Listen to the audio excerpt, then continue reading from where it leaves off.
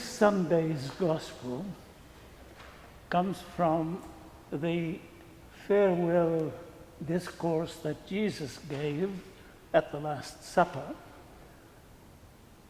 And this discourse takes 5 chapters of the Gospel of John. But every now and then during that long discourse, 1 or 2 of the apostles put their hands up and ask a question. And in this Sunday's Gospel, we have 2 of these, Thomas and Philip. But before we get on to Thomas and Philip, the opening words of this Sunday's Gospel are, "Let not your hearts be troubled." Why is Jesus saying that? It's obviously because there was trouble among the disciples. Different opinions, disagreements. Like in every group, especially during these days of the coronavirus, we're all cooped up in a small place,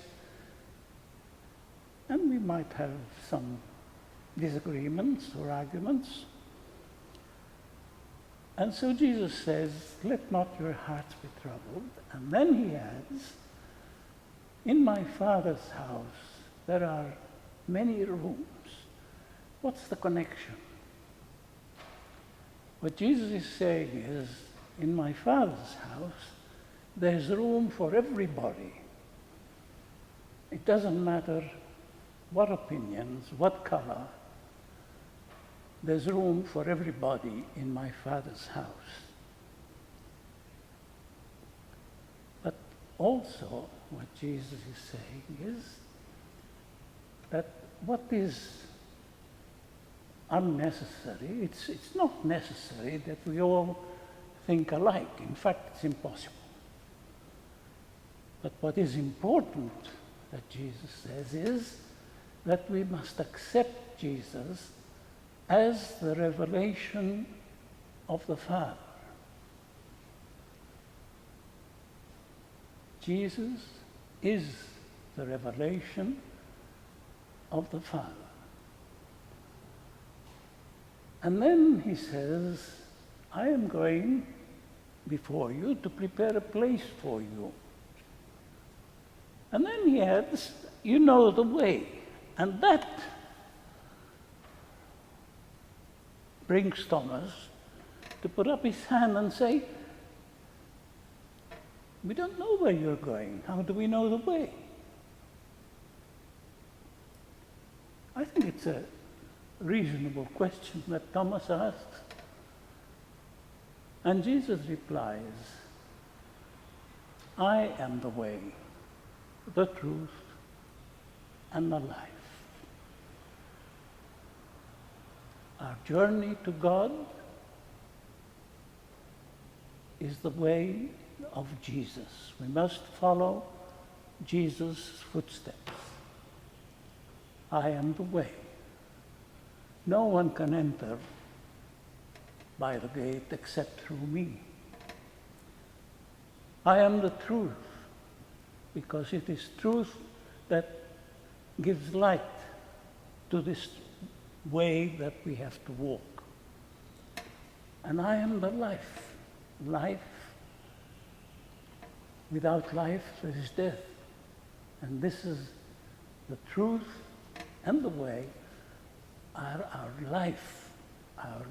It's alive. It's not theoretical truth.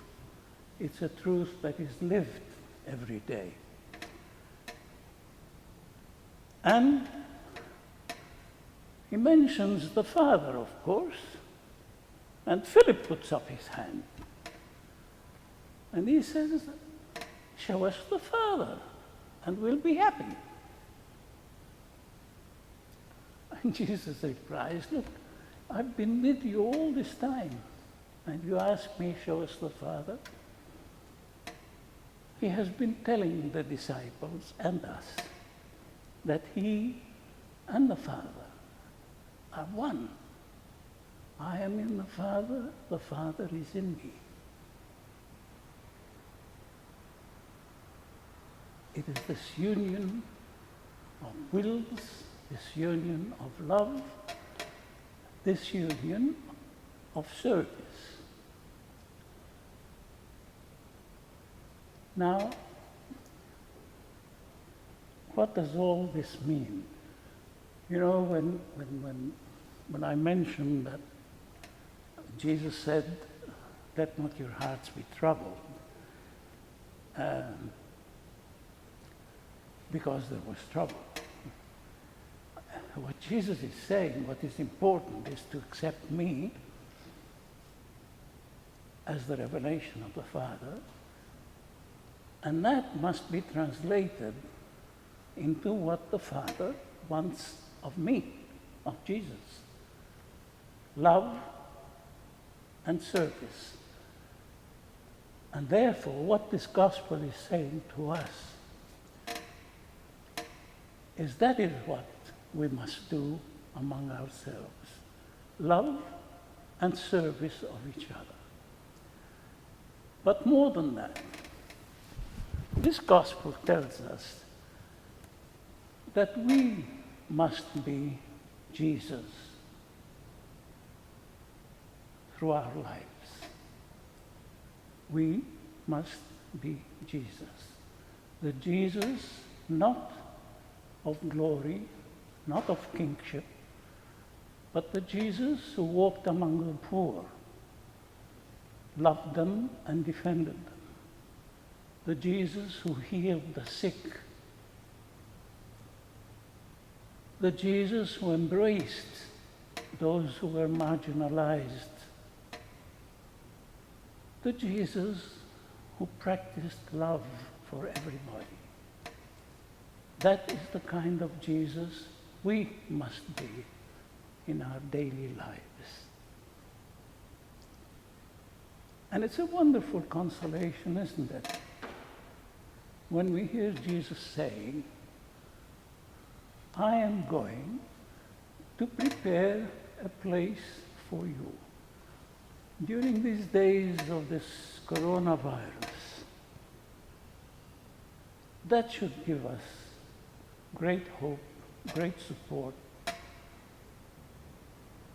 to understand, to know that Jesus is preparing a place for each one of us.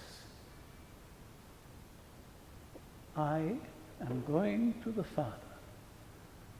I am going to prepare a place for you. God bless you.